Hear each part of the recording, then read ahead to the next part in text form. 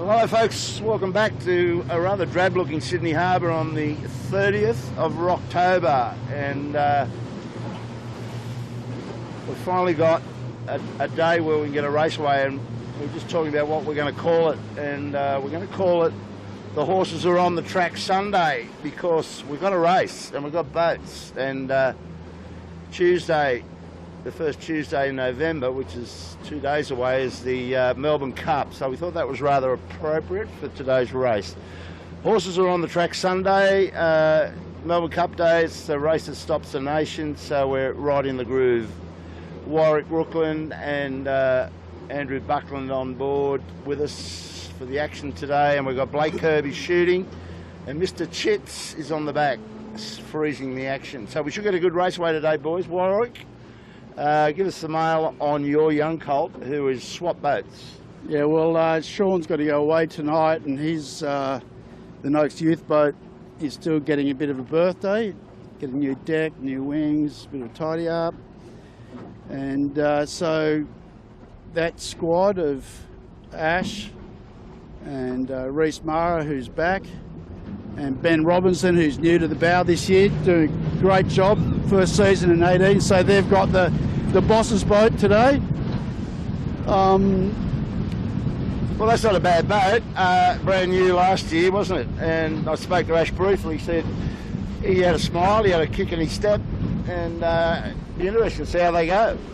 Yeah, well, also too, as you said, it's the last couple of weeks have been not all that conducive to good racing, not when you have one or two boats turning up, but as Barco said, this is a comfortable mid-range second sail day, and really probably the first time this season where things are being sorted out a little bit, and we'll get to see if there's any new contenders.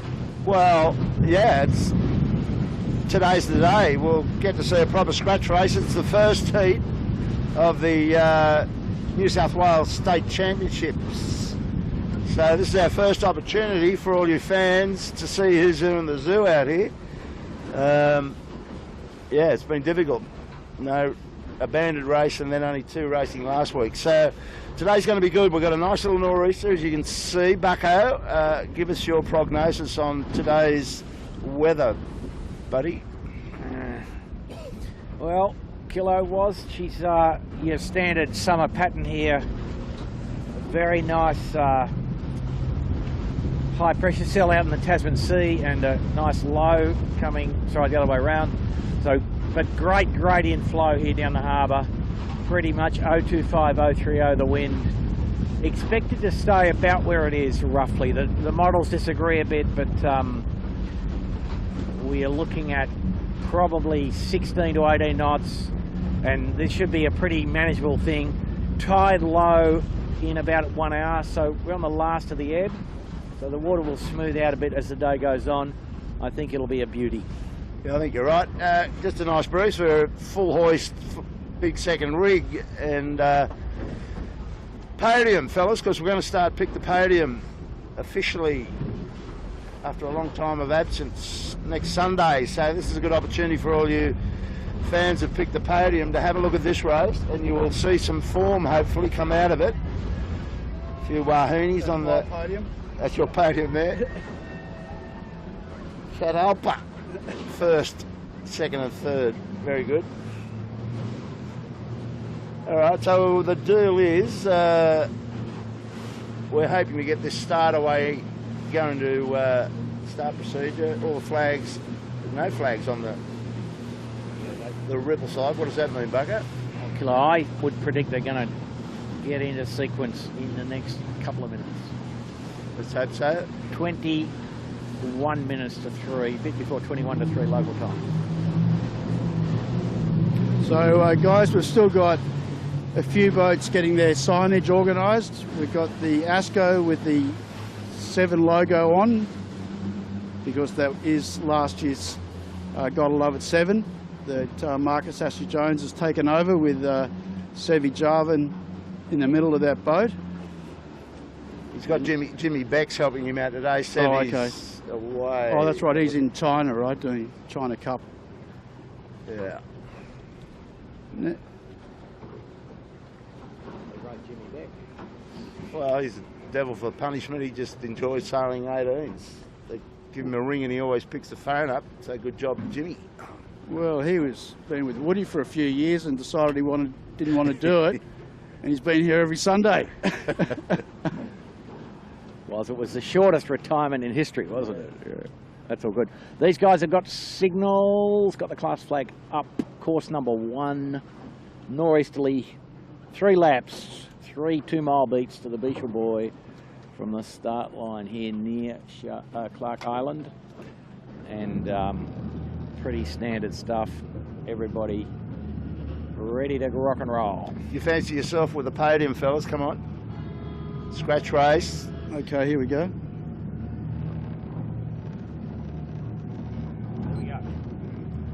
One thing, it's out of shot, or if you come around to your left a little bit more, Blake, you pick up the Ilve. Looks like they've got the tiny jib on, Bucko, which is interesting. Is that right? Yeah, I've got that right. And a reef. Yeah, they might have believed that one of the wind models had it building to 25, which isn't what the best model says, but maybe they're just being a bit careful this early in the year. Give me your podium, Bucko, while you got the microphone, please. Podium? Yeah. We'd have to imagine, would we not? Scratch racing. Scratch racing. Thurlow Fisher. Yep. Smeg. The next bit's going to Noakes. be... Ooh, very good. Was it?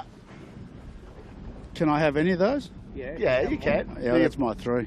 Oh, yeah, but... Okay, all right. So, well, no. They've got to be in the right order. So is Smeg going to beat... So I go... Thurlow to win, you can have that. I've got Noakes for first. Very good. Smeg second, Thurlow third. So different was. You're not biased though at all, are you? Yeah, I think the race for the scratch today between Thurlow and the Smegglers will be quite epic. Michael Coxon's got his full crew in, Trent's in the bow, Davey O'Connor on sheet, and they've sailed really nicely. The first race actually, in the 3-boy thing, if you go back to that and you watched it. So I think the front of the fleet is certainly going to be fought there, so I'll go Smegglers, Thurlow, and for third, I'm going to go for Johnny Winning. Because he's got a good little crew. He's got Matty Walk in the bow. Walkie knows how to send a skiff. He's got a bit of riding moment as well. He has indeed. Fit-looking bloke and very tall. And he's not scared. No. He's doing a speedway now. Is he on a go-kart? Well, I only just spoke to him a couple of minutes before, but yeah, he was doing his sprint karts, which are gearbox karts on a big circuit. Oh, yeah. And he's saying that's getting a bit restrictive, and so he's having a crack at, it's called Formula 500, which is a 600cc 4-stroke motorcycle engine, just with a little restrictor on speedway. So he's having a crack at that. So he doesn't mind a bit of speed and action. Yeah, you're right, and he's a damn good hockey player. Hey, what have we got now? We're into, must be into 2 maybe? Yeah, we're coming up to 110, I suspect, Bob. Oh, right, okay. No, 210, sorry, 210, sorry. Okay, well, they're all fancying this boat in. They're well up to the line.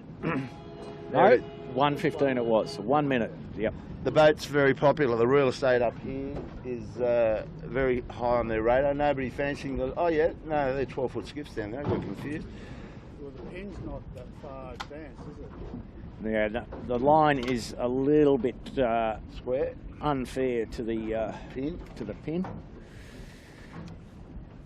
So just got 35 seconds now.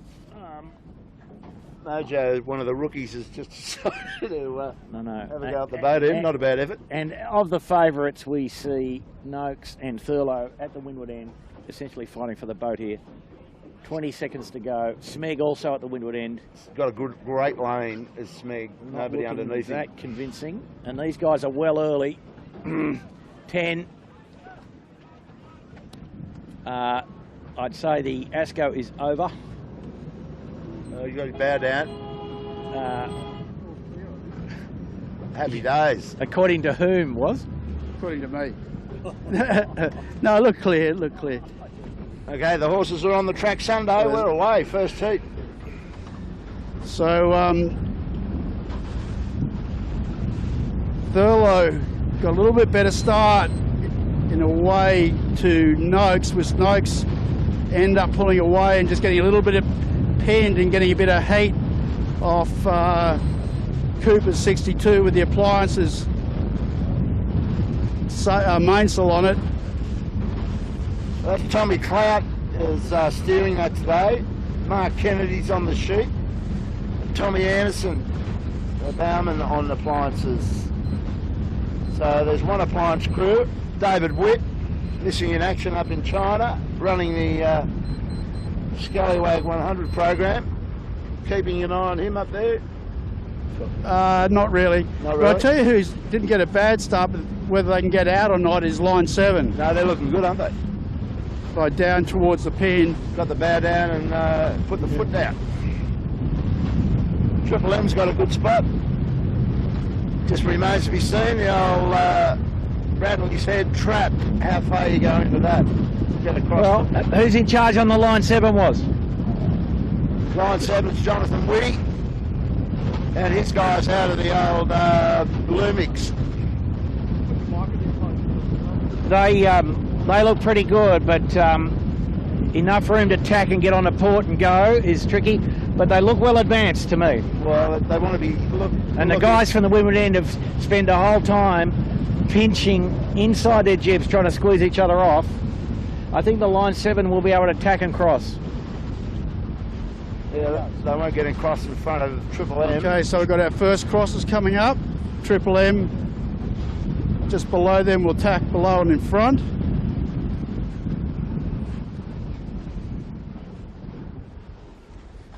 I think the guys at the boat have done better, Bucko. Yeah, and do is John Winning's got a really good start. So Triple M goes for the duck. They'll be the first. Now line 7. All trouble. Okay, they've crossed. They've crossed Noakes.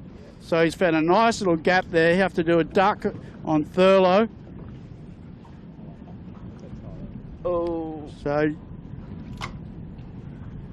Jono did a right out of that corner. Yeah, no, look, I mean, interesting and a little bit unusual, but the same rules apply, though, don't they? The first man to Bradley should win the race, and that will be either Cooper's 62, Thurlow, or Mr. Winning in the Yandu. So there's a proper yacht race, and but the normal rules will apply, and maybe the eventual advantage here goes to Ragan Famish and Thurlow Fisher. Well, Smeg, I've noticed, guys. Blake's got him off camera at the moment. Don't worry about that. The Smeg's hightailed it over towards the centre and towards Shark. Yeah. Giving himself less traffic to deal with and get a groove and try and accelerate. Okay. Yeah, Bucko was saying the breeze has gone, quite soft compared to what we were expecting. So the guys off Bradley ahead, it'll be it's confusing with all the signage, but the four that have done the best will be Yandu, Asco with the 7 signage, Cooper's Rag and Famish with the appliances signage, and Thurlow with Thurlow signage. So it's 1 out of the 4, or 2 out of the 4. Stephen Quigley, big bear away there to avoid line 7. John O'Witty coming back in for another bite at the point. But geez, Yandu's looking quick through the water. We've got that big walk machine in the bow, and Cam McDonald. Yeah, the leverage makes Nice. all the difference. Because they would be, that combination of 3 would be a fair bit heavier, I'd imagine, than what he had last year. Would he? Oh, maybe not. Maybe just a bit taller. A little bit more. Matty Walk's packing a bit of muscle. Yeah. So nice flat water. We just got line 7 on your port. Yeah, I got him. So Woody making a good fist of this in the Yandu. Tommy Clout's got the appliances online. Now you got to look across. Blake's going to give you a shot of where Smeg is right over on Shark Island. So that's the lineup. But I like the look of this. Oh, he's coming back. So yeah, interesting. I think Appliances and these guys on this. So what is it, Kilo? Is it appliances or is it Coopers? Well, it's a mix. It's the horses are on the course Sunday. Yeah, I know, but what's it going to be? Well, whatever we decide. Coopers is the name of the boat, I think. Cooper's 62 with appliances mainly because the Coopers tore theirs in half last week and replacements aren't available overnight. He's easily leading there, and Thurlow and Smeg look close. So interesting. Interesting indeed. Well, they're showing nice speed. Is the Cooper's 62 apply AOL and the Thurlow having to duck the Smeg, Bob. So Smeg's early bailout hasn't hurt them. But I think you'll now see them all go to the left-hand side pretty hard. And here goes the Coopers now, just tacking pretty much on the face of the Smeg.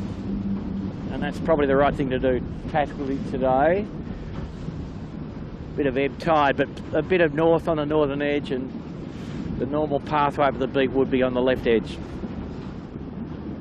So is Jack McCartney not sailing this year? Not so far. He's got a very big project and family to attend to. You know about the Super Foiler project? Yeah. Well, there'll be plenty going on there, I would imagine. Yeah. So I reckon he'll step in when the gets closer to, you know, the Australian Championships. You wouldn't want to miss them if you're going to have a crack at the Gilpin yourself, would you? Sorry. And that's when David Witt is due back in town, somewhere at the end of November. He's got his mind set on getting back on board the AOL to, you know, push on into the Gilpin, where he finished. I think where did he finish? Third last year. Yeah, I think so. Yeah. So it always takes a few weeks to sort of wrap your head around who's got what and who's doing what.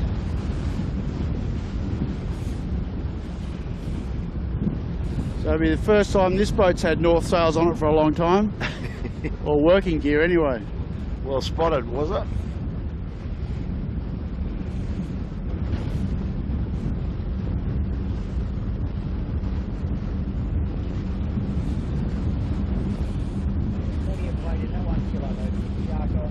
Shark has got plenty to offer there. Now what's out of picture is we've got Asco and Yandu pushing out hard on the other side of the harbour towards Nelson Park, and you got the bulk of the fleet. It's all a bit spread out actually, isn't it? Middle to left. And well, as you were saying earlier, you guys, that the water's reasonably flat, so they got, you know, they're going to be too stressed about build-up seaway normally over that other side and run out tide. So throw the dice. But still, these guys on the left still lead pretty easily, Bob. You know, and look at the Cooper's appliances, which is on screen, I think now. Or no, we're looking back a little to line 7, and line 7's lost quite a bit quite quickly there. Was suggested their rig might looked a little bit deep relative to the leaders, so new boat and those sorts of issues. Whereas the Coopers looks nice and comfortable, doesn't it? Looking at them now here.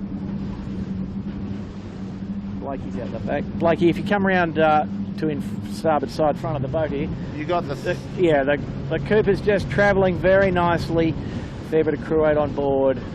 and you got the 3 leaders pretty much. Rig tune, nice. So Smeg, Thurlow, and these guys, but these guys have gone pretty fast. Yeah, they are. They're going through the water nicely, and I just said before, they got a little bit of a left-hand slant, which have opened up gauge, but Smeg is pushing out through the water quickly. And we're talking about this left and right. Well, Bucko, if you look over to Nelson Park, I reckon first and second is Asco with the 7 logo and Yandu, who did the number right off Nelson. Well spotted. All good, but these guys have to go back. They can't sail a big long header onto the eastern shore, so they have to tack back. And that, you know, these guys got scared off by the big powerboat that went past, putting up a bit of a tsunami. But Well, this is shaping into a nice little arm wrestle, isn't it? Cooper's still in front, but they can't, you know, there's no point in this, as you know, being up the middle, mate. Asco's the new leader by that angle.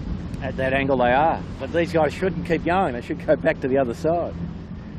Anyway. Well, they're just consolidating, aren't they? Oh, no, they're still in front, just.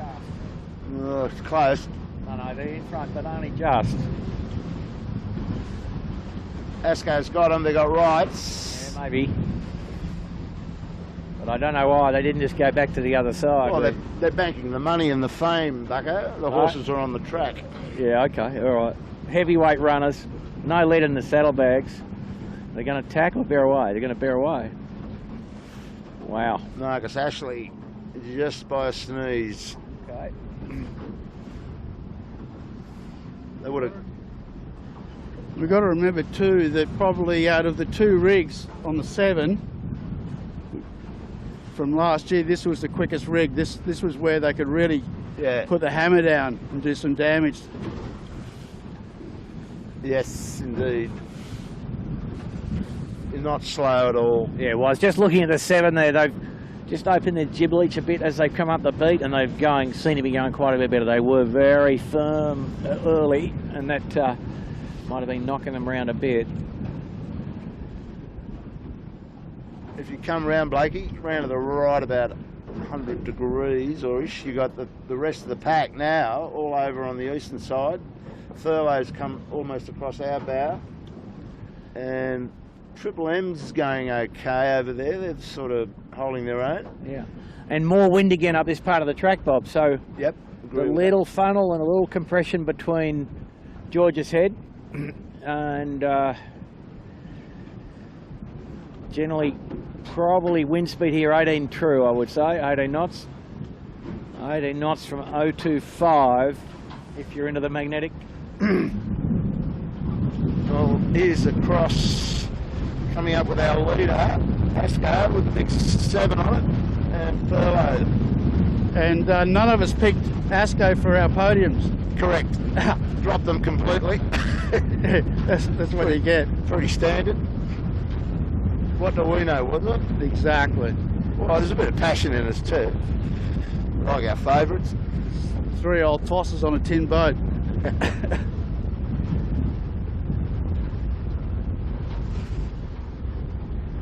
Okay, well the first run down to the island should be a boomer. Boomer. Now Blake's just taking footage here of the Furlough. Furlough going to be impacted here possibly by the ferry coming past, coming from Manly going towards the city. You want to exit that Blake's area. looking at the back now. But Furlough will be hoping he can go far enough that he's on the Port Tack ley line to the Beecher Buoy, whereas the rest of the fleet has more tacks to do, and they do get more expensive up here. The water's quite bumpy. Bit of water coming over the camera cat, in fact. Blake, if you want to come around to the right, we've got some more action for you. The Smigglers have got the better of appliances online / Cooper 62. Yandu just going through the bow. So Smeg's on the move from that side. Don't know how he did that, but he's getting right up to, boy oh boy, I don't know, is he going to cross or? Nah. Smooth water and less tax, Bob.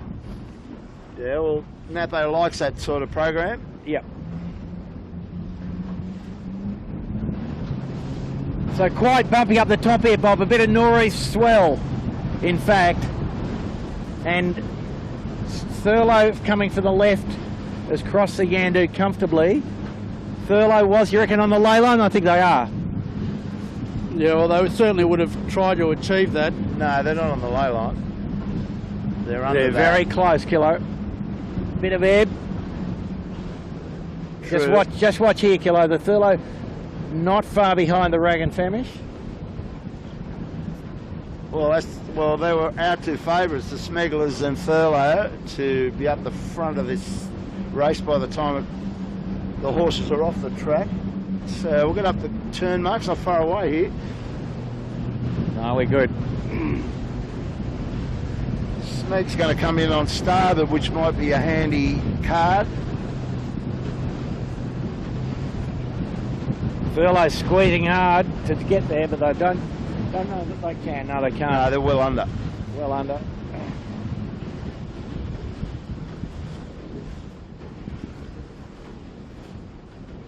So here's the dash for cash. So the poor tackers have left plenty of room though. Yeah. So where's Smeag here? Ooh. And the Smeag's elected to go behind the 7, sorry, the Asco, which they didn't need to do. And the Thurlow is in the drink. Oh, what?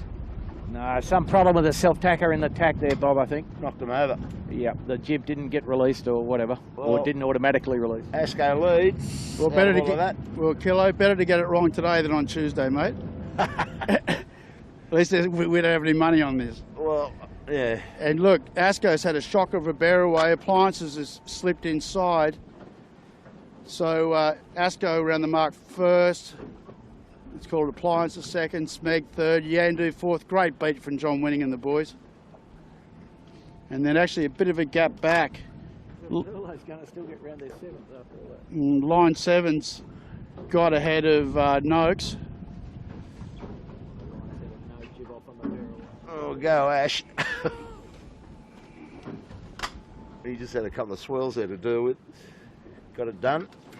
So the Thurlow amazingly quick swim on the riding lever and still in 7th place, I think, which isn't bad. A 1 minute swim, which is about the shortest you can do. Well, if you're going to do one, you want to do it upwind, don't you? Yeah, for sure. So that's Triple M around. They're bringing up the rear. We'll get cracking and follow the action. Should be a good run to the island.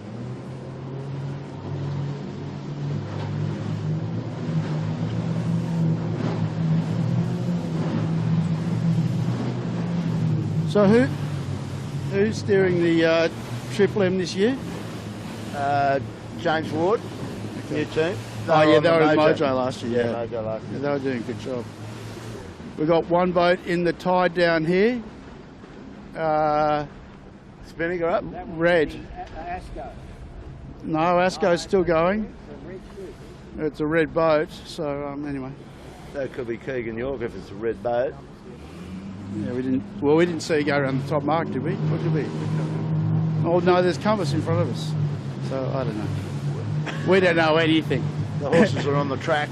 Sunday, that's what you get. Triple M's got a new jib from Ormond, so they're all got their, it's all black on the Dr. Dan now. Yeah, it looks good. It does look good. Getting ready to jog. It's Panasonic that's in the tide. Ah, there you go. So they didn't get to the top mark. And another one in the tide down there, can't make it out. Wide hull boat, we'll pick it up on the way through. Ilby, I think.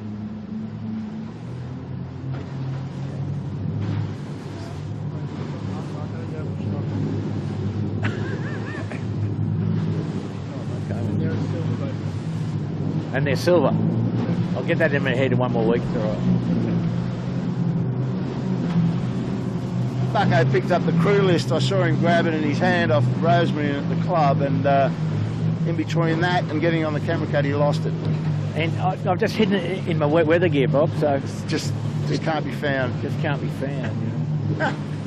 Too many pockets and too many layers.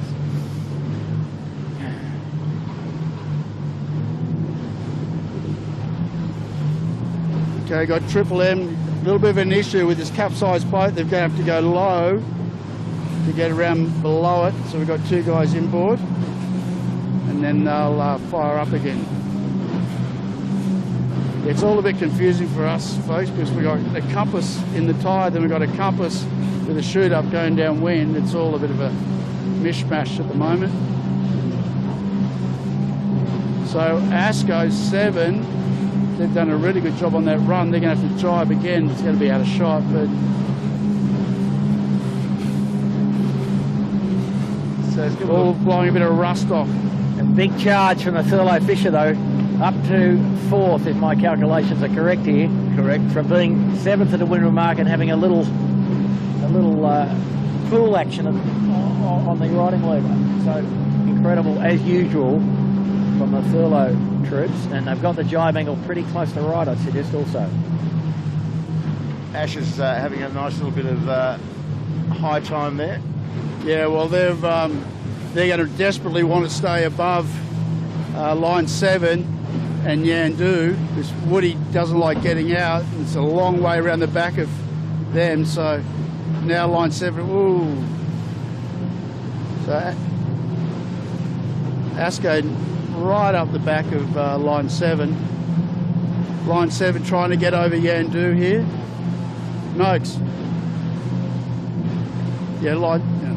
Well, there is line 7 there. Yeah. God, Bucko, you're killing me. just find Ilve, Bucko. Okay, so line 7 over the top of Yandu. Noakes over Yandu as well.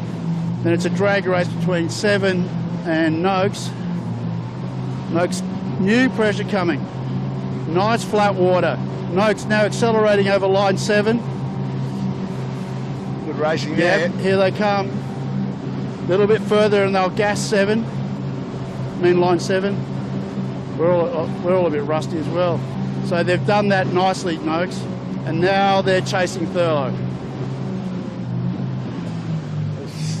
Sending it along beautifully. Yeah, and the boys all setting up to jibe close into the Bishop boy. Enough wind strength and enough north in the breeze. Sorry, the Shark Island mark. How's the race for the lead though? Rag, hot after Asco, Smeg. A little lull down there, a lot of wind here where we are. Look at the furlough. And these boys here, wow. I think they're getting carded. Wow. Oh, here's some fun. Quick visit to Point Piper. Keegan had to do some... Keegan and the Yandu. Nice jibe though on the compass. And Woody's going to hit the water here. Wow. Nothing easy about that. Oh, they got in there and jibed it. It was just Woody was pushing up. He didn't get the enjoyment out of that. Tough run this one. Ashland's got plenty on. He's looking at the Prime Minister's tea party. Oh, he's fallen off. Oh. Wow, what happened there? That's just a big lull. Just a big lull. They're gone. At half time. Noakes charge has ceased from now. And that'll be awkward, was into windward, shoot up. Yeah. That's a 3-minute job. Yeah, definitely a 3-minute job. So that was sort of maybe not eyes out of the boat enough, don't know. But yeah, Thurlow coming back really well, Coco and the boys. Well, it's interesting. The real battle is for the lead, and they're the two boats that we didn't fancy for our podiums, folks. All ranking these boats from now on. The game starts in earnest next Sunday. Free to play and pay to play. Start taking down the little notes next to the computer. We'll give you as much help as we can by giving you the news. Smeg's knocked it off. All going to get a bit low here. The furlough here, hotter than hot, and making yards every second that they do this. And they do it better than anybody in the fleet. Don't try it at home without the instruction book. Have a go at Trent. He's beautiful. He'll take this down on his own. Oh, that's a toughie.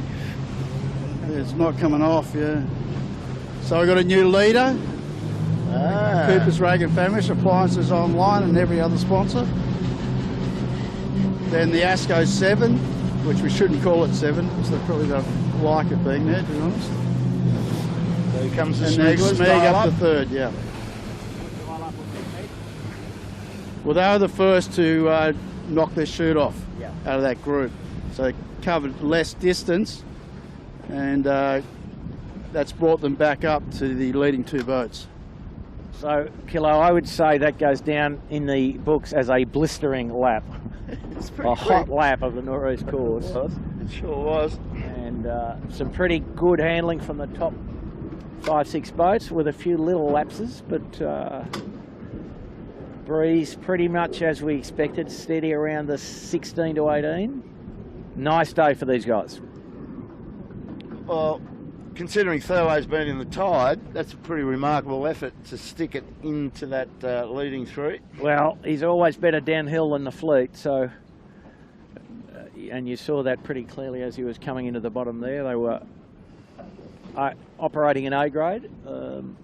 Yeah, for sure. Compass Global is next around, so he did quite well out of that skate. Where's it, Woody?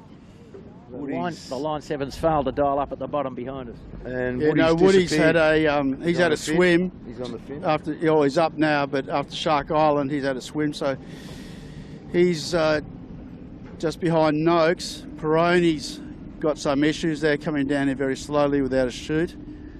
So it's all that early season stuff. Yes. All right, well that'll give us something to chase, so nothing much more coming along. We'll get up the back of Triple M and take you through to the leaders.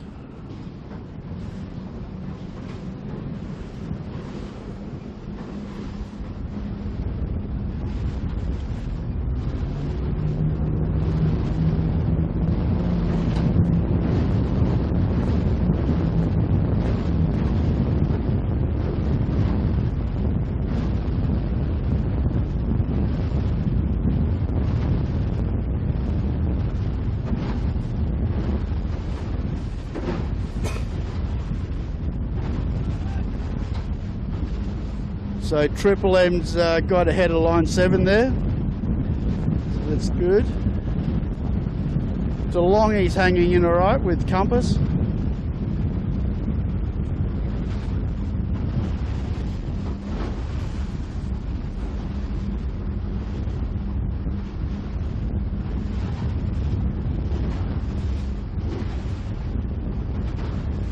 So how long did that lap take, Warwick, on your... Oh, I stopped the clock, Kilo. All right. You got bugger. Well, if we started at 2:45-ish. Yeah, it was about 23-minute lap, so that's well up. Okay. 17 minutes on a wind and 6 minutes downwind, or something like that. 7 minutes downwind, perhaps. Yeah. Pretty quick. And yeah, I mean the breeze a little in the north. It's just rotated a bit since the start, seems to me. A little more left-handed. And peak wind speed probably up near George's Head, up near the top of the track. Not too windy down here at Bradley's. Well, we've got the camera on Keegan York's boys. Matt Stanner. Keegan sailed. He sponsors a 16-foot skiff which races at Belmont, and he competed in his sponsored skiff yesterday, like the same name, and it was on the sheet. And Matt Stenner was steering a boat called Holmes Marine, and if you want to go and look at that clip, there's a lot of video to watch, but Keegan York beat Holmes Marine with his sheet and on board steering it by half a boat length. Good racing up there. Keegan's a great supporter of skiff racing, and they've teamed up to drive a Compass Global Markets 18-foot skiff. The horses are on the track, right in front of you.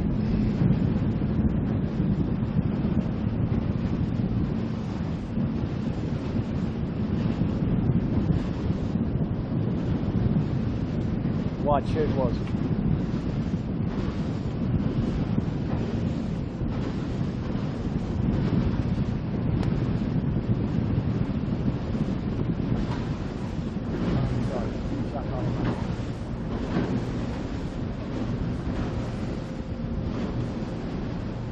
I think you're right, Bucko. I'm looking at Smeg going across our bow here. Their bow's a bit further down this time up than they were coming off that side, unless it's just where they are. But you might be right, that lefty over here might... Anyway, the Smeg boys fancy it. Yeah, and probably just getting near... Oh no, slack water. He didn't go right in, he just went to the middle. Probably getting near slack water. But we're still in fairly choppy sea here, so... And all the boys now going back to Nielsen Park, so perhaps happy just to sail in the last of the ebb here. I don't know.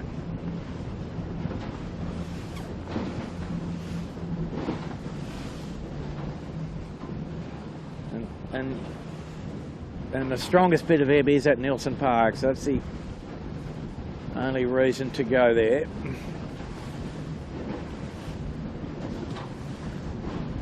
Smeg here, sort of well twisted. Breeze, as I said, about 18 knots, so not too uncomfortable.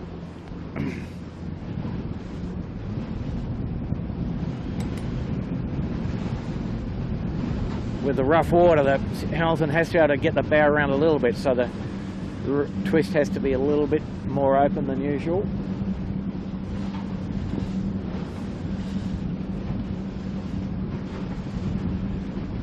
Where did Ashko go? Oh, there he is. It's got him right over in the mouth of Rose Boat. Yep. Well, that's interesting. So Ashko's got a hell of a lot of gauge off, or Cooper's have got a lot of gauge off Ashko. Yeah, and the Smeg just come back to the left again, Yeah. Kilo, so he wasn't enjoying that rough water all that much, I didn't think, looking at his boat. So it typically... Well, he's committed now, isn't he? So Ashko tacks now. Yep. Cooper's would be the leader, from what Cooper's I'm seeing. is the leader. Yep.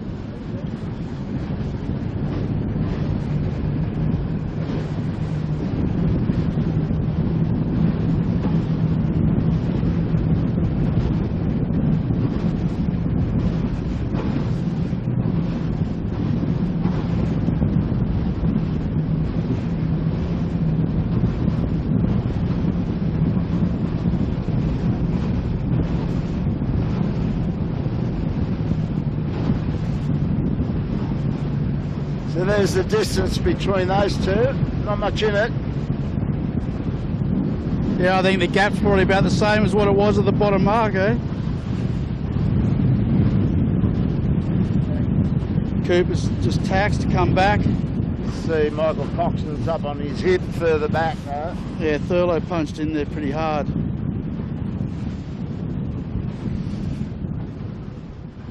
But a little bit more breeze this beat, I think, Bucko. Yep, it was lighter down the bottom, and now it's built back up again. And I think maybe to some degree for Thurlow and these guys, they're just a little bit, okay, we'll go to where the current is, but we'll try to tack not too many times, because the tacking is pretty expensive when the seaway's up and the wind's up a bit. And Smeg's tacked the most, and Thurlow probably tacked the least. So we might see some kind of result. Looks to me like the top three are very close together though. But we'd expect that these guys will stand all the way to the western shore, where the water is smoother. With the breeze up, you know, the cost of the tack might be something like 10 to 15 seconds, and 10 seconds for a good one, but 20 seconds for a bad one.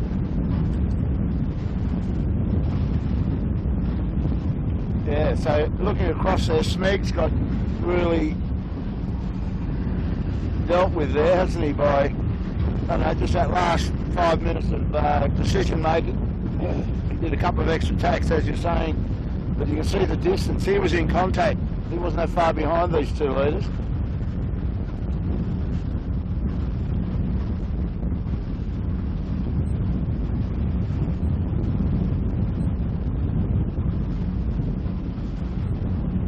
Well, Kilo, in straight line sailing, he's about 20 seconds off now, so that's one bad tack, one extra bad tack, and he did 2 extra good tacks, but that's kind of, you know, he might have gone to a better place, but he's used all that up in time spent tacking. Just looking behind us, Furlow's on these two boats' hip, and he's going okay, so he seems to be dragging himself back to these two. These two are pretty intent on racing each other in the same bit of harbour. She's a race. A bit of obstruction though here on the northern shore, a big spectator ferry or a big harbour cruise ferry, in fact. That's probably not going to affect Rag and Famish, but it will affect the ASCO, I think.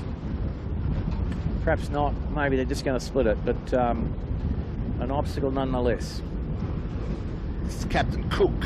Captain Cook, yep. So a fair bit more twist in the rig on the Cooper 62. Yeah, appliances, /appliances. And ASCO sailing with the jib pinned in pinned back in again in the smoother water, so looking a bit uncomfortable in the big puffs. Yeah, well, they're certainly getting a little bit more backwind, aren't they, Bucko, in those puffs on the ASCO. Okay, so the ASCO tacks and appliances, will they dump one on them or just be happy to do their own thing? I'll be going in another 100. Oh no, he's going to just give it to him. So they're keen on each other.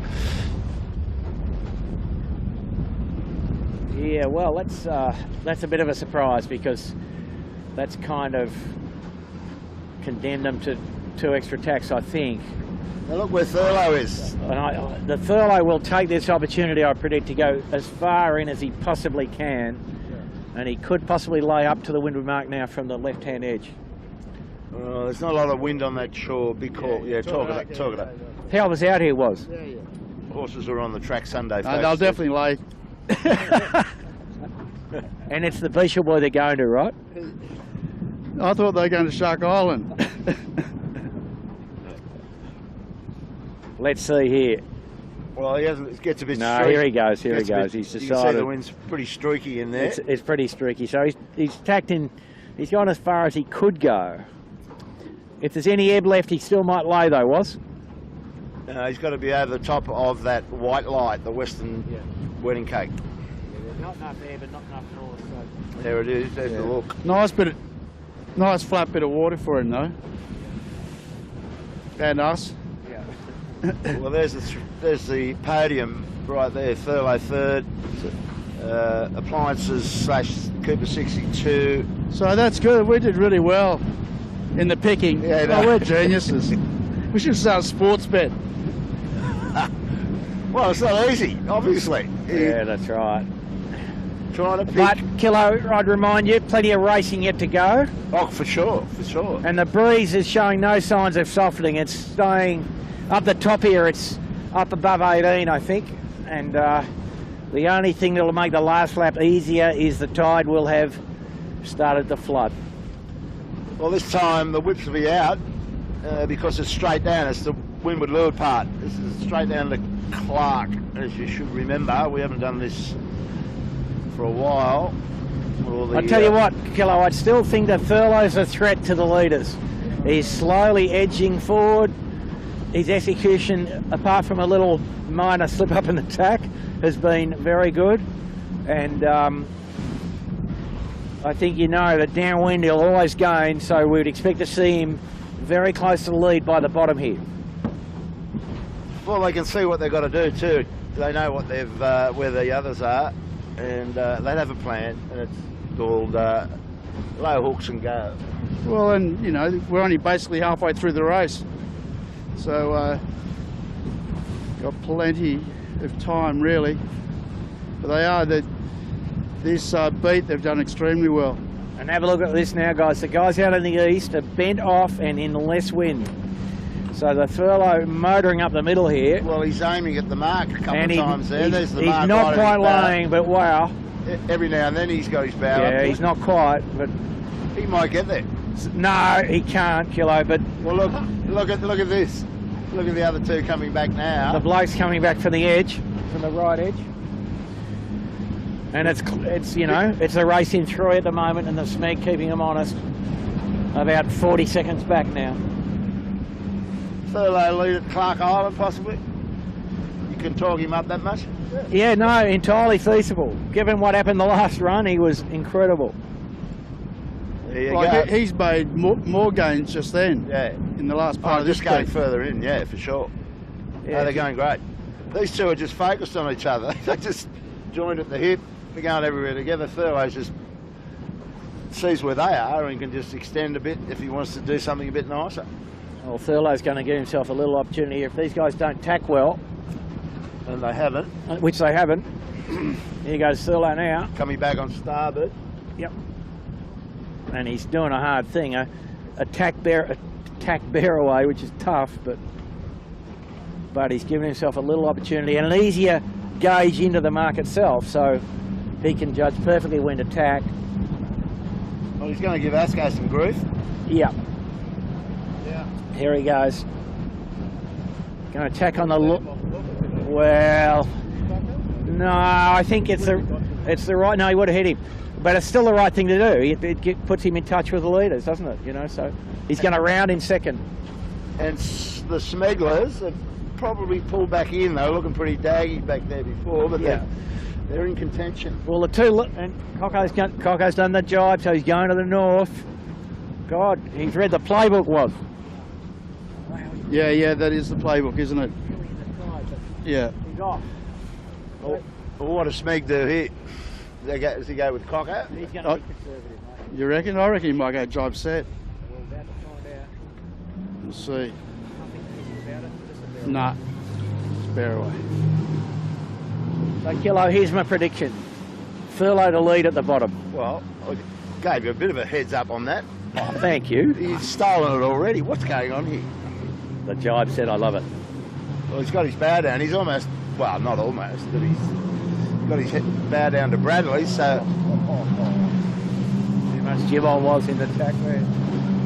Blakey was shooting the line 7, nearly in the tide on the tack, not quite. Blakey's backwards on the Smeg here. Very ordinary spinnaker set on the Smeg. That is slow, isn't not it? up to the usual standard. They've got a problem with it. Yeah, I saw they had a problem with the halyard, guys. The old let's have a clove hitch round something was. Halyard fleet not up to scratch or something. Not happy times. No. Well, Rag and Famish / the AOL has given Asco a bit of a touch-up by the look of that. Fisher and Pakel come into play. Well, I'm flat out here, or we're flat out, and it's about line ball. Mr. Coxon blazing away over there in the Western Channel. Really sending it. I found the Ilve, it was.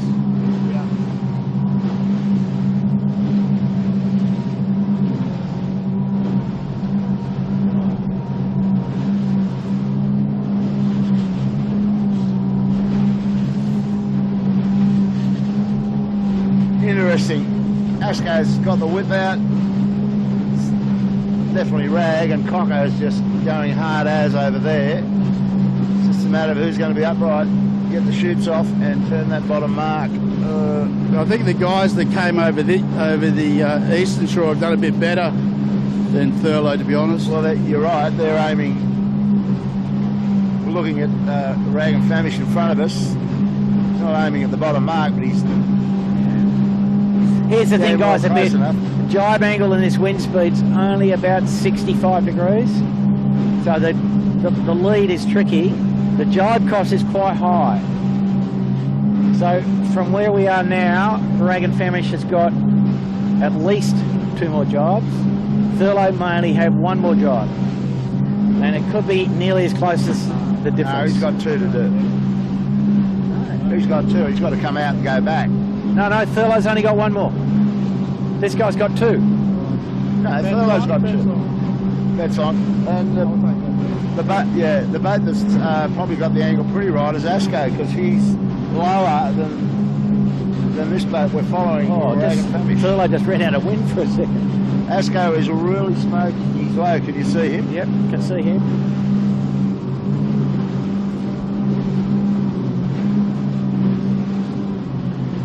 Okay, finally come abreast of our leader. Doing a mighty fine job.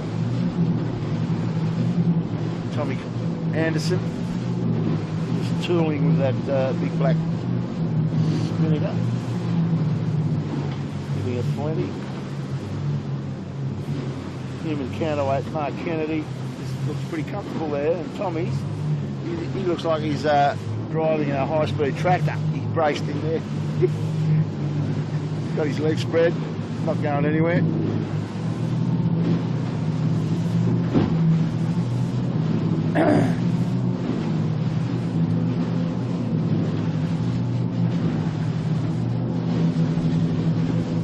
Asco's crossed in front of Cocker. Yep.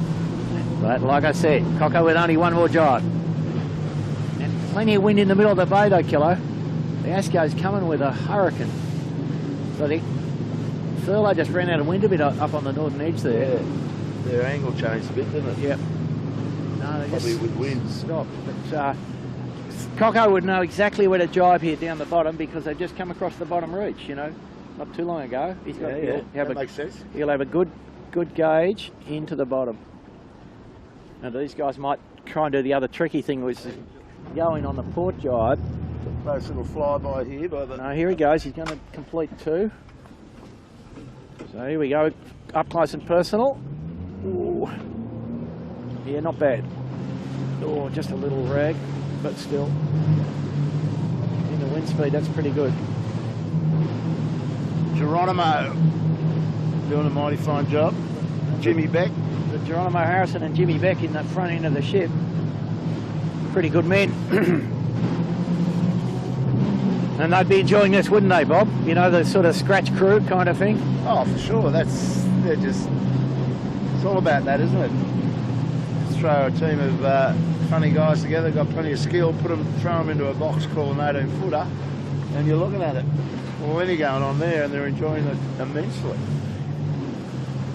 So the rag/appliances jiving now on the ley line to the bottom mark. Well, all under pressure here now. The crews are really going to have to... Plenty of... just jibed. He's coming back, going to come in real hot. Plenty of rough water, just for a bit of fun. That's and the end of it. There the you go. Asco gone. So that's expensive. So and that was a powerboat weight kilo again. It was a big... But have a look at the Thurlow girls and boys. Wow. Rankin. I said they would get the ley line. They're a bit under it. But anyway, have a look at that. Wow. So the appliances and the rag nearly aided as well here. And Blake's shooting on the rag and family to do the honours. Wow. So there we go. It ain't over till the fat lady has sung. Well, that makes Coco's trip to the front. Now where's Smeek? Smeek's caught up. They're not to be outdone yet. Yeah, so Thurlow gone from 7th to 2nd. So that's a good effort. Thurlow will get into the bottom here, was clean, so their dial-up will be good. Here he goes. A good dial-up. Everybody on the end of the rack. Trent low enough. Low hook Sunday it is. Have a look, guys. Fabulous. Fabulous action. And 20 seconds there, Bob. That's all. Yeah. No, race is on again. And here, oh, look at this, boys. Wow. The boys coming in. Smeek's gone. Smeek's gone. Napa, big dive. So there we go. Nothing easy about this track at the bottom. 2 laps done. The boys have been racing for,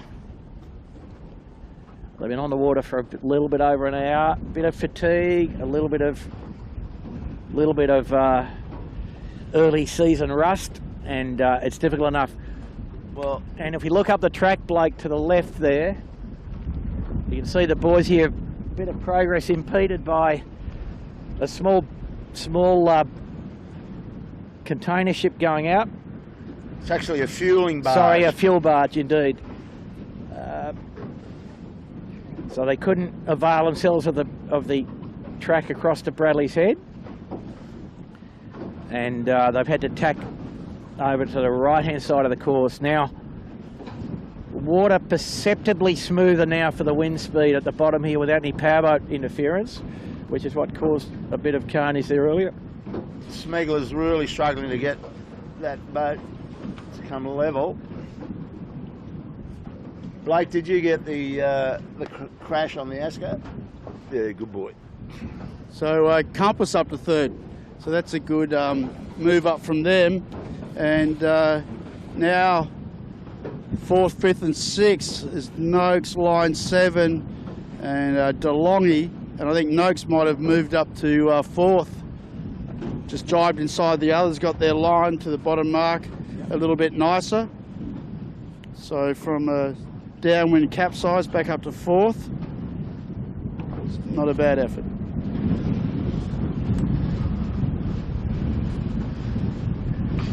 So it's definitely fresher now, right? Than when we started.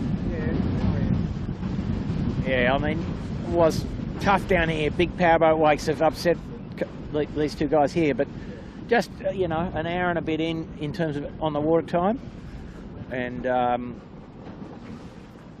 this is Bucko. Just Blake's got the camera on the boys and the ASCO, just trying to get back on board. Now this is nice and tricky for them. They've got to get back on board, make sure everything's just about right, and then just pull off a bear away to get down to the mark, which is dead downwind of us here, and without any more anxiety. But they're not confident about the bear away yet. Well, they're just absolutely knackered trying to pull the thing up, Yeah, so they're not in good shape physically. Take some petrol out of the tank. So they're going to try and run square, which has got its own perils.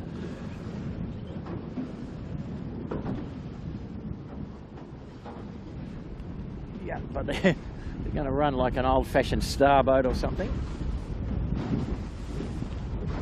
I'm just looking up the course. It's Appliances, I think, is in the tide. I think there's some issue up there, Kilo. Oh, I see him, yeah. So I think Thurlow goes to the lead. Oh, that's weird. Capsized. Well, they might have broken something. I didn't see them go over, but then again, I mean, it could have been, jib caught in the tack. Who knows? Possibly. Get up there and have a look.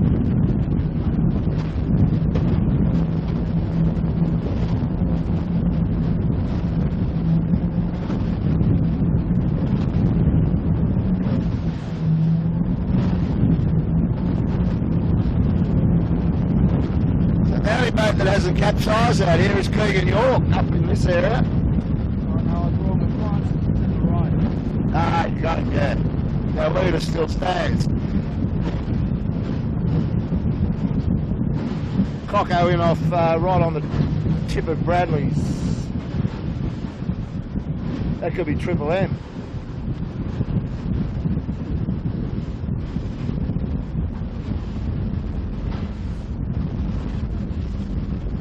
Yeah. Oh no. Yes, Triple M. Saw that. So sorry. Bit aquatic here on the boat in this bit of chop, but we've joined up with the air conditioning. Turned up too much or turned down. Come round to the right, Blake. We're joined up with the Thurlow.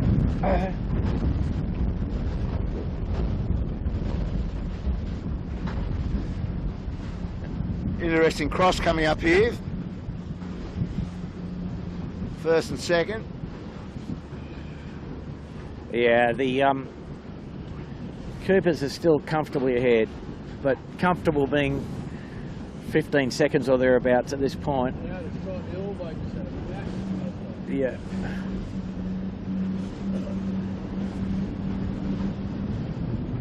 So there's the distance. Should be a good affair. We keep them both upright. Ding dong battle of the finish. Yeah. Smeg up yet, was it?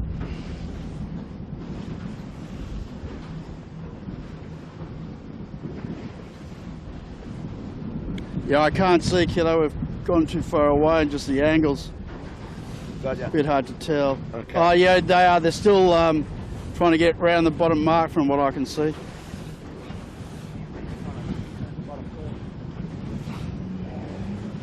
So anyway, with apologies to the Appliances or Coopers guys. They're certainly not capsized, doing a good job, still leading this race.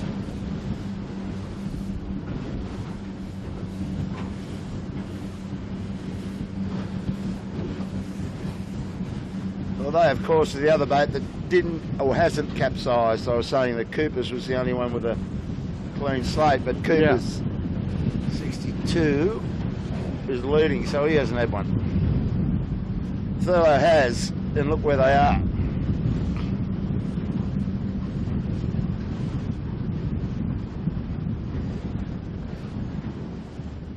Well, certainly, as we said, if you're going to have a capsize, you want to do it upwind. For sure.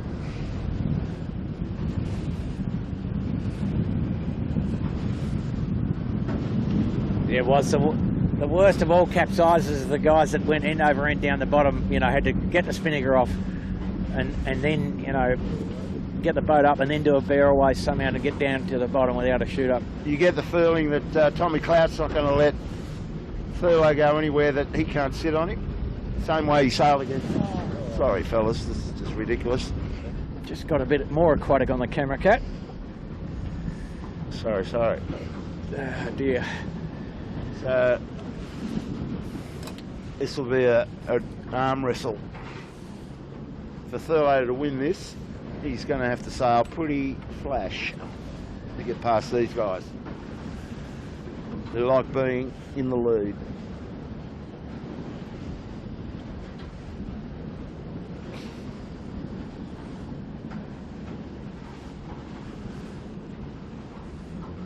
I'll attempt to get across there, boys. We're getting a bit far away from us. Yeah.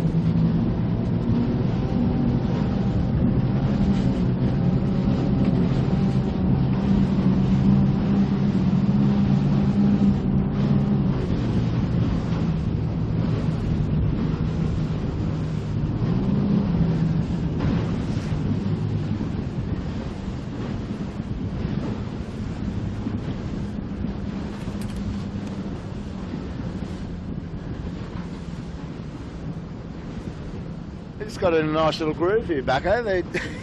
Yeah, no, the setup's nice. You know, they got nice jib twist.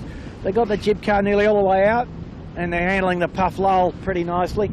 And not to say that the Thurlow isn't, you know. So the boats look very even in speed here, Bob and Hyatt. So Tommy's doing a good job of steering around the chop. yep, just a bit of execution here for both boats.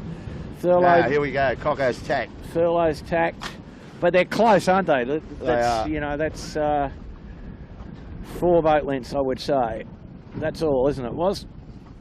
Yeah, there's nothing. These guys have been sort of locked away at this for a fair while now, haven't they? Yeah. I mean, all that last beat they were like this, and then a little bit different strategy on the run. Thurlow, they missed out, you know, maybe 2/3 of the way down the run, but then came back strong at the end, didn't they? So now Appliances tacks. They're all heading over towards the western shore.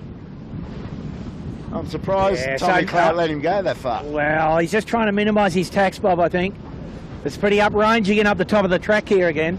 Yeah. Windier here than at the bottom, which is a little bit unusual. But it's a gradient wind, it's not a sea breeze. And I think Tommy would just be thinking, you know, if he can get hard into the left edge, he can get rid of 2 tacks, that would probably get him to the finish line.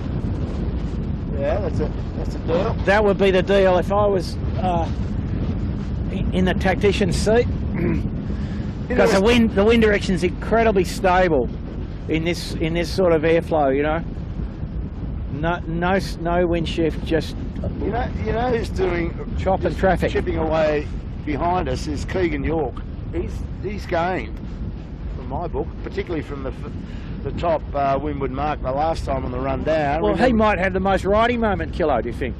Well, Keegan, personally, that is. oh yeah, he's a big boy. I don't know if he's bigger than Sharko on the scales though, or Trent Barnabas, for that matter. Anyway, doesn't hurt. You need the riding moment. Sharko's up the curve. He's right up there. He wins.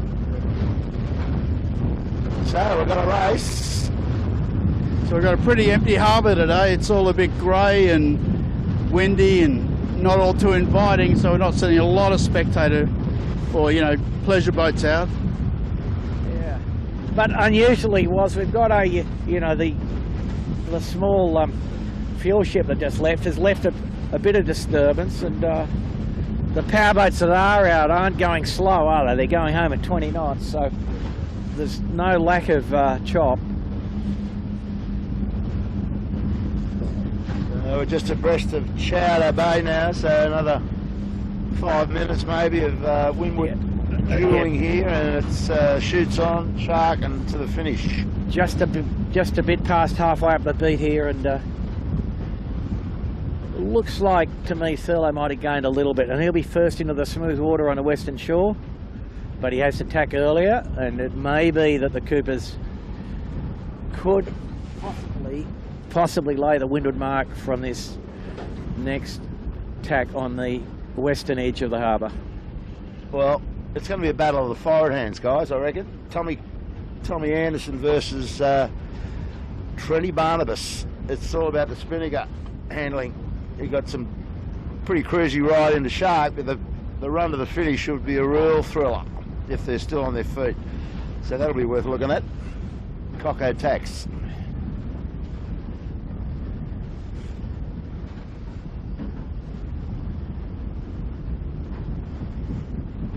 Yeah, that little bit of extra distance that Appliances did going to Nilsson Park before that last tack has really helped them, because they've come into this headland here and they're able to extend a lot further than what Thurlow was able to.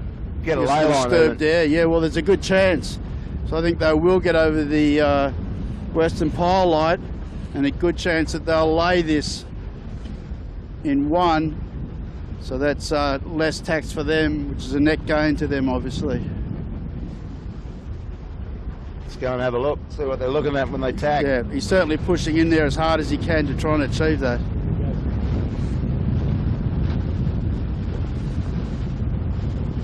Tommy's doing a great job steering this thing. Oh no, he's good. He used to steer the Pure Blonde a number of years ago and had some success in that boat. Probably got a... Not lying though. No. Breeze it, not shifted to the left permanently up here. Just right down the harbour.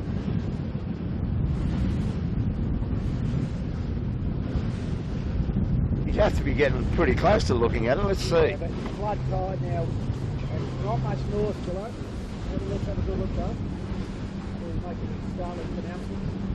So hard to see that Bishop Boy these days. It's No, half sunk in the water. He's fine. No, he's fine. Well, he's got his bow up to the sour pig, so he's lying. He's lying easily actually. Not now. Is now. Not now. Yeah, no, he's lying. He'll lay. And the tide's only just turned, so it doesn't go into overdrive. No. Just that there's no positive. Yeah, the Bishop Boy painted yellow and appears to be camouflage, because even from our little distance here we can't find it. Oh, I can see it. Yeah, he's over it. It's right on the bow, right in the middle of... against the powerboat in the distance. Yeah, the cream powerboat. Yeah, he'll get there. No problem. With a bit of squeeze on. That's Matt Allen's machine, I think. Was it? Yeah, the Moochilong. Palm Beach 65, beautiful boat. They didn't muck around with the colour choice. We'll go cream. Yeah. All over, thanks. There he goes, gives off. So this is, that's going to help them by about, what, maybe 20 seconds perhaps? Well, Coco still has to do 2 tacks. Here goes, he's one of those.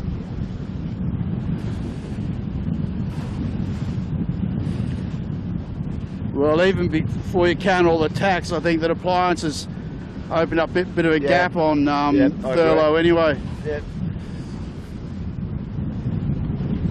And you're right about Keegan York. I think Compass is going really, really well through the water. I think they've pulled some time out of this pack, or the 2 leaders. So the big bear away. Got to get the bow down, boys. Last one for the day. Just waiting, being patient. Set up. Wow. Yep. Scary from here was. First bit was. Second bit looked good. Okay, Thurlow coming around next. Now I'll get ready to hit it. Yep, really nice bear away on Thurlow. Well, he's picked up a couple there. Yep. Ooh. So Thurlow, 2 extra tacks cost him a little, but he got most of that back in a bear away. It is the battle of the forward hands, and the sheet hands just holding it all together.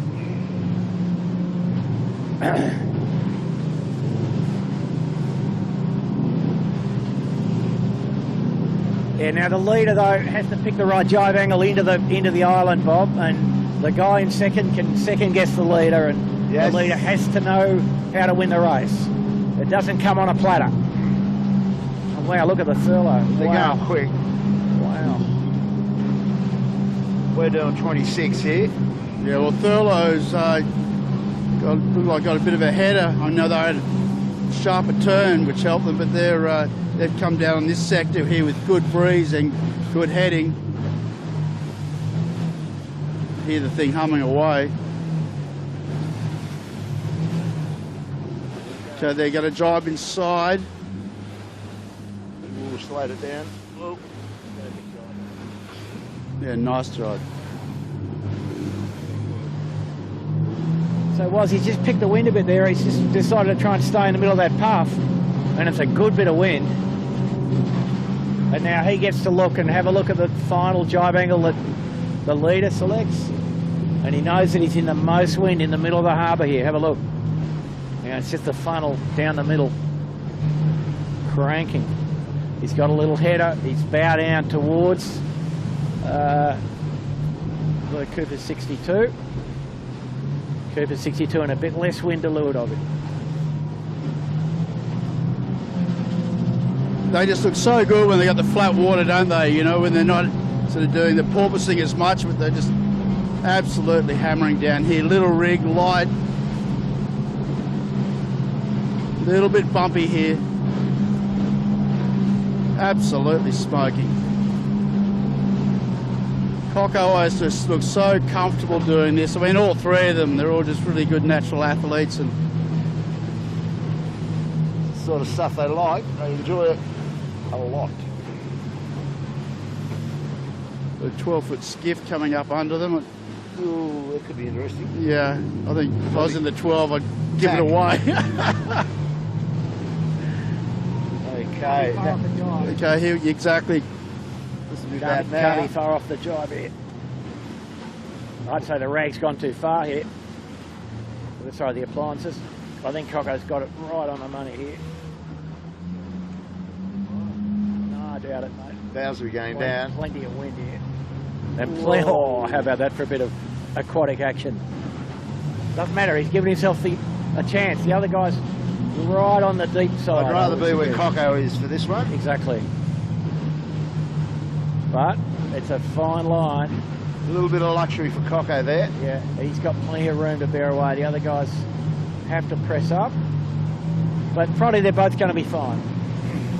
Wow, look at Coco. Wow. Wow. Wow. Cruising catamaran. Not sure how much danger they're in. That's always a danger. And Well, appliances had to flag their chute to get round the back of that catamaran you're talking about, Bucko, so that's hurt them a little bit. Door up a bit. So really it's a matter of... The run to the finish will be sensational. yeah, well, they're all... Thurlow's nearly getting to the point where they're going to be in the wake of appliances. Just got that little bit of gauge off them, maybe one boat length, which makes it a bit more comfy for them. You'd be driving on the mark, wouldn't you? Yeah, I'd say so. Looking from the last time, I don't think it's shifted that much. The finish line's usually down, but you've got to get around the point. Comes into play.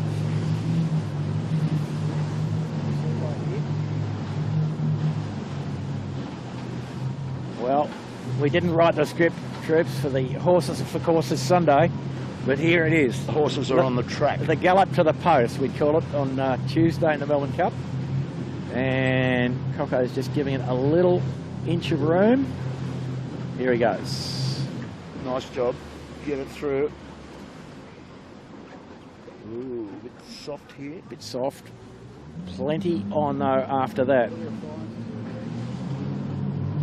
Appliance is happy to sail on the leeward side of the track here. High-speed catamaran on the bow. Well, they're all heading into that beach at the moment, but we know it's going to get light behind Shark Island, and it's a bit dangerous. Like the main sheet's all the way off, and if they lose it unexpectedly, there's nothing there to sort of hold them up. Watch Trent working this spinnaker sheet. He's got it wrapped around his palm of his hand, so what he wants to do is he's got to bend his knees. Okay, Kilo, appliance is having to knock off. You're a leader. Could be a leader here, yep. And I reckon Thurlow might just have enough to get above. Yeah, might get above Point Piper. Ooh, So they they managed that well. Coco going for More breeze coming, so they're going over. They've got to get over the top of Cooper's here. Cooper's could have a piece of them. Ooh. No, they've got it. They've done it. So The Coopers should probably have to reset to get to the line, I think. Coco will squeak over the point here, no problem. Well, Yeah, exactly. The breeze, as you get really close to this point, you think you're not going to make it, not going to make it. Then the breeze lifts over the houses at the point, and you're okay. He's under the finishing boat also right now, if you can see that. Yeah. So he's got a battle. I think it could be all right, but as you said, definitely appliances will have to. Where did Trent go? Did you see that? He went over and. Oh, danger zone. But that's helping them out, isn't it? Exactly. Yeah. Yeah. So good job.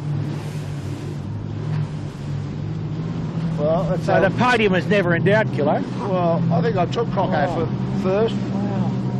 And a big bit of wind coming down the bay here, guys.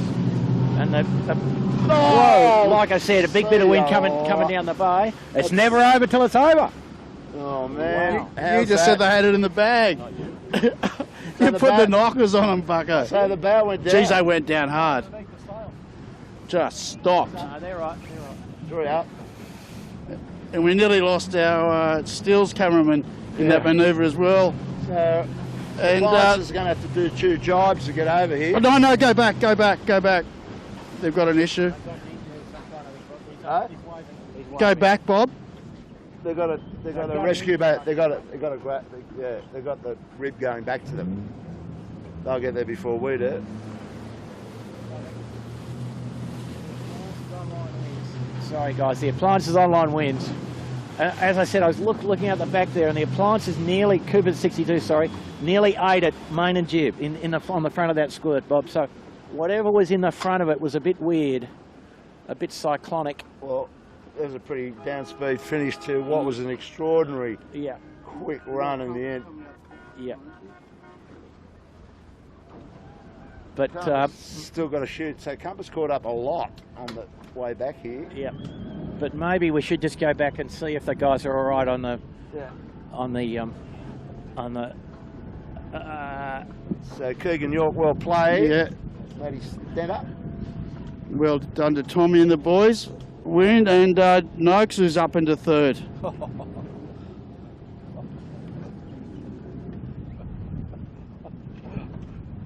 dear. Just keep your eye on that rib up there. Are there any signs coming out of them? Cross goes Compass. Good job. You've got to stay afloat. Both of those boats didn't capsize. Cocko had a monumental one. Did you get that, Blake, on you? He did. I'd like to see that in slow motion. Boy, oh boy. Wow, just the front of the puff was just too much. Anyway, they look very concerned about something when they hit the tide. Well, but they're getting the boat up, so it must be okay. Geez, they went down hard though. They just stopped. No, they obviously didn't have their feet in the straps, or they ripped the straps straight out of it. Well, I mean, well, Trent wouldn't have been in the straps, I don't think. But yeah, I didn't see what happened. It was all just stop abrupt. And crash. Yeah, it was very. It's like I hit a brick wall. It went down the mine, as they say. Yeah. Unfortunately, quick visit to the groom room for the Thurlow. Just an illustration of what can happen. You know, the front of the puff must have just been just one of those rare little bursts, and I'd been extolling previously the steadiness of the wind, but as I said, when I looked up, the eventual winner was having a bit of trouble bow down main and jib, and when it got to the Thurlow that was leading with the shoot up, and it was going really fast. They were going at full crank, and the acceleration wasn't available, and even though they were very stably, you know, sailing the boat perfectly trimmed, the overturning force was too great. So Blake's got the camera on Noakes Sailing. Ash Rooklin and his boys off the Noakes Youth have stepped up, and they will be third. Podium for Ash in the boss's boat, right? So now we've got line 7 set, and there's the other black sheet. Oh, Marcus Ashley. And there's another big diver. Yeah, they're having, well, here goes the Thurlow rush and roll. Ugly scenes. Man, oh man, the dash for cash. Yeah. Wow. Wow. Line 7 Oh. will be 4th. That was good scoring points for them. First outing really in the new boat. Oh, that's good. Still hasn't been christened, but it will be next Sunday, I believe. Asco nearly ate it just previously there, Killer. Oh, They got a bit on, the Asco boys. Yeah, they have a bit on. Wow. Uh-oh. You won't be able to set that for a second or two. Happy to let it rag. Just going to get to the line, I think. Oh, there he goes. As you said, Bucko, that just came down like a whole lot, that big line of pressure across the harbour just came down just like a wall. Well, I mean, we just watched, you know, 6 or 7 pretty good 18-footers, and all of them with some degree of difficulty getting to the line, and Thurlow back up now, fortunately, with nobody injured, I don't think, by the look of it. But just at that little particular bit of wind at the limit of the skiff with a full-sized number 2 rig. And I'm just looking up there at the turn mark, Shark Island Smeg down again, so they've had a day of out of sorts. And also, too, the water gets a little bit confused down here off the seawall, and you know. The longy next over, that's the new boat for. See, that is at someone's trap belt, still attached to something. Cocker, what a hit! Oh, don't do it again. So something's happened for them to be like that. Someone's had to jettison their trap belt. It looks like The front wing wire got broken, and so they've used the trapeze wire. Very drenched. I think you'll find. Yep, perhaps. Okay, boys, I think that's a wrap. There's far too much excitement on the horses are on the track Sunday, and the horses will be back out on the track on Tuesday down in Melbourne for the Melbourne Cup. Thanks, Warwick Rooklyn. Thanks, Bucko. It was a fun afternoon. The racing was intense from what we saw. Lots of high-speed douches, and yeah, it should come out well on Blake's vision. Hopefully we'll get to see that later. Yeah, the vision should be hot, and the last run in particular was pretty astonishing. Just happy that all the guys look like they've survived their various racing incidents and they all live to fight another day. Yeah, for sure. Thanks, Warwick. Thanks, Bucko. Thanks, Blake Kirby and Chit snapping away. We nearly lost him at one point. He took a bit of a dive. It's pretty rough out here. Okay, folks, good luck in the Melbourne Cup. We'll see you next Sunday for another scratch race and the opening of Pick the Podium. So we've got a new Facebook page we'll be launching pretty soon, next couple of days, so keep your eye out for that. We'll be sort of trying to link onto other bits and pieces so you can see it. Michael Chitten's done a great job of putting some images up. We've got some videos. Obviously the action from today's race will be up there, so Pick the Podium starts next Sunday. See you on it. Bye for now. Fuck.